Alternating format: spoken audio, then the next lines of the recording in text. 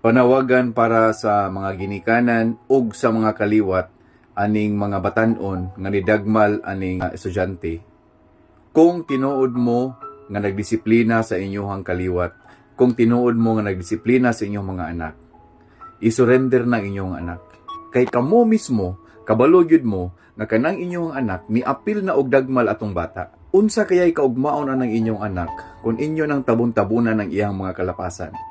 Unsa kaya'y kaugmaon anang inyong mga kaliwat kung inyo nang itago ang iyang mga kalapasan? Unsa man iyang hunahuna? Nga sakto iyang gibuhat? Nga sakto ang ilang gibuhat? Ayaw ninyo paabotang nga mobalik ninyo ang unsa may nahitabo atong bata nga gidagmalan sa inyong mga anak, nga gidagmalan sa inyong mga kaliwat.